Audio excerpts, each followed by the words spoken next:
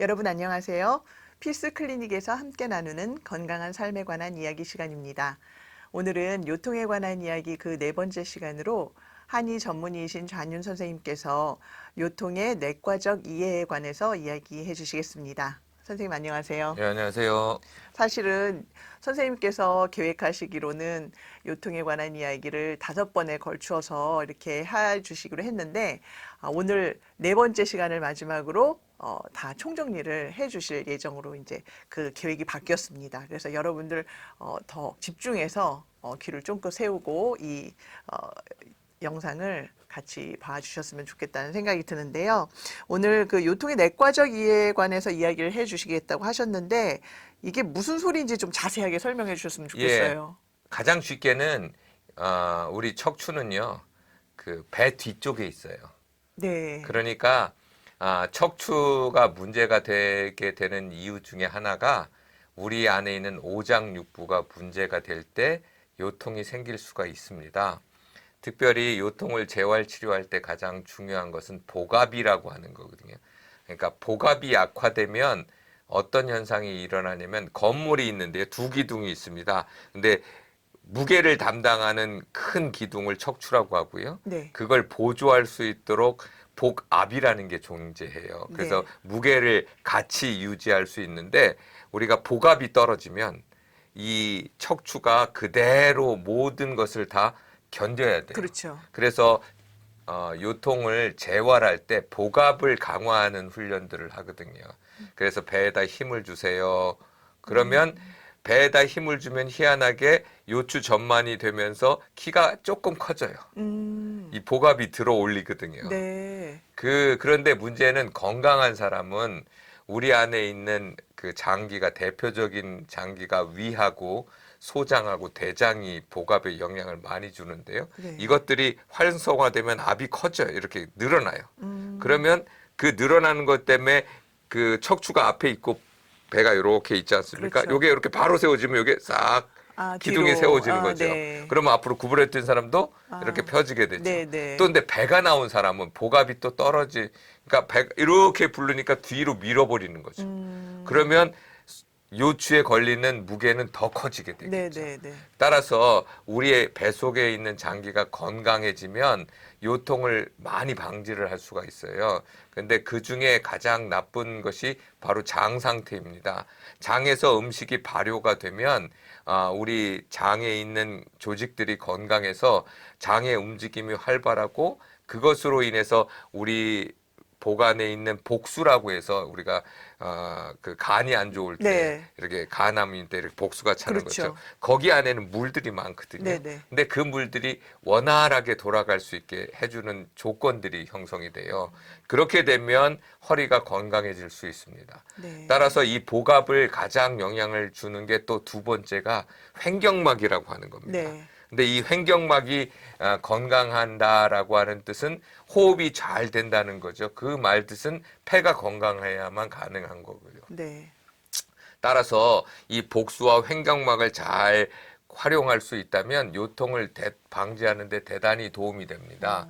네, 그런데 문제는 이 횡격막은 뭐에 영향을 많이 받게 되냐면 이 갈비뼈가 영향을 많이 받게 네, 돼요. 그러니까 사람이 이렇게 쭈그리고 있거나 이렇게 아, 되면 횡격막이 늘어났다 줄었다 해서 우리가 호흡을 할 수 있는 건데 폐라고 하는 건 근육을 갖고 있지 않아요.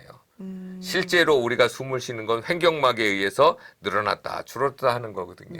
따라서 네, 이 횡격막이 온전한 형태를 유지할 수 있으려면 뭐가 유지돼야 되냐면 횡격막 밑에 있는 조직들 간이나 위나 이것들이 온전해져야 되고 또 대장도 변비가 없어야 되죠. 대장이 네, 그러니까 상행결장, 회행결장, 하행결장으로 이렇게 디귿자 거꾸로 놓은 네, 네. 것처럼 돼 있잖아요. 거기가 문제가 되면 또 횡격막이 눌리게 되게 되겠죠. 따라서 그런 문제들이 있고 세 번째 가장 중요한 건 신장이라고 하는 것이 있는데 이 신장이 건강하면 이 신장을 덮고 있는 이 막에서 이물질이 바깥으로 나와서 오염시키는 독을 만드는 것들을 덜 하게 돼요. 이걸 이해하시려면 가장 간단한 게 암이 왜 전이 되죠? 암이 전이되는 과정을 보면 암이 생긴 표피에서 다음 전이로 붙어 있기 때문에 전이가 되는 거예요. 떨어져 있어서 가는 게 아니거든요. 네. 마찬가지로 오장육부는 서로 붙어 있습니다. 네. 따라서 어떤 오장육부가 안 좋다는 건 거기에서 안 좋은 물질이 나온다는 거고요. 그 물질이 요통을 일으킬 수가 있어요. 오. 그래서 한의학에서는 신허요통이라고 해서 신장의 기능이 허해지면 요통이 온다. 네. 이 말을 양방적으로 하면 신장의 기능이 안 좋으므로 그 안 좋았던 것들이 림프나 세포 간의 그 간수라고 세포액이 있는데 그것들이 문제가 돼서 이런 주변에 있는 조직들을 경직시키거나 또 아니면 굳게 만들게 되면 거기에서 요통이 오게 되게 됩니다. 네. 따라서 우리가 그 요통을 내과적으로 이해할 때 가장 중요한 조직들은 이 오장육부의 기능이 과연 괜찮은가. 그리고 내가 콜레스테롤을 통해서 배가 너무 많이 나와서 우리 복압을 조절하지 못한다든가 아니면 배에 너무 힘이 없어서 앞으로 쪼그려지는 현상이 있으면 우리의 문제가 되고 복수는 또 아까 이야기하는 것처럼 그 안에 물이 있는데 그것이 깨끗한가. 그런 문제들이 이해가 돼야 우리가 요통을 앓고 있는 사람들이 수술을 했거나 아니면 재활을 할 때 그게 원활히 이루어지는데 많은 경우 요통하면 대부분 다 외과적인 측면에서만 접근을 하고 있어서 네, 그런 문제가 것 같아요. 되는 게 과연 그것을 재활을 하거나 아니면 어떤 병원에 가서 많이 나아졌는데 그게 재발하지 않도록 어떻게 해야 될 건가 물리치료만 생각할 것이 아니라 내 오장육부가 과연 원활히 돌아갈 수 있는가 그거를 잘 판단해서 그 오장육부의 핵심은 딱 두 군데라고 할 수가 있어요. 아까 말씀드린 장과 횡격막이 건강할 수 있도록 자신들의 관리가 굉장히 중요합니다. 네. 그랬을 때 많은 사람들은 뭐 횡격막은 복식 호흡을 하게 되면 네네. 횡격막이 이완됐다 줄어들었다 하게 되고요. 스트레스를 받으면 횡격막의 움직임이 떨어지게 돼 있습니다. 따라서 그런 문제들을 잘 관리하는 게 중요합니다. 네. 그러면 선생님, 지금 보니까 이 내과적 이해를 다 이제 저희가 설명을 들었단 말이죠. 그런 다음에 그렇다면 이제 환자가 할 수 있는 요통 관리 방법이 네, 구체적으로 이제 어떻게 결론적으로 될까요? 보면 요통이라고 하는 것은 이해할 때 세 가지를 제일 중요시 여기셔야 돼요. 내 머리와 내 머리 무게가 되게 무겁거든요. 네. 이 무게와 중력이라고 하는 관계를 이해해서 내 요통이 이 중력을 이길 수 있는 구조를 갖기 위해서는 어떻게 해야 되는가? 저번에 말씀드린 것처럼 요추 전만을 네. 유지하시는 게 굉장히 중요하고요. 그 다음에 중요한 것이 항중력경 등에 있는 기립근, 광배근이라든가 능형근이라든가 척추 기립근 같은 것들이 그런 자세근들이 늘 힘을 잘 쓸 수 있도록 신전 운동에 대해서 되게 많은 힘을 쓰셔야 되고요. 네. 두 번째로 이제 생각하신 건 내과적 이해에서 장이나 횡격막이 건강할 수 있도록 체크하는 게 중요하고 장을 체크할 때는 늘 말씀드리지만 자기가 넣은 대변의 색깔과 그다음에 물에 뜨는지 아니면 모양은 유지되고 있는지 냄새는 구수한지 구수한지, 예. 아니면 이게 썩는 냄새가 난다면 내 장이 좋지 않구나. 그러면 내 장에서 뿜어져 나오는 모든 것들이 우리 안에 있는 복수를 오염시키겠죠. 독소가 그렇게 되면 결국 장에 문제가 돼서 우리 몸에서 문제가 되고 또 신호요통이라고 하는 것들도 발생할 수 있는 거고요. 그 다음에 세 번째로 가장 중요한 것은 몸의 신호를 듣는 겁니다. 내가 허리가 뻐근하다 그러면 이제 무리한 거예요. 그러니까 쉬어야 돼요. 네. 근데 이 허리는 아프면 문제가 심각한 겁니다. 네. 대부분 다 증상은 뻐근한 거거든요. 네. 이때 내가 쉬어야지 해서 릴렉스 할 수 있도록 해주지 않으면 특별히 허리의 회복은 잠을 잘 자는 데 있습니다. 네. 그래서 잠 자고 나서 내 몸에 문제가 맑은지 하셔야 되고 먹어야 될 세 가지라고 할 수 있는 게 있는데 첫 번째는 물을 잘 드시는 게 중요합니다.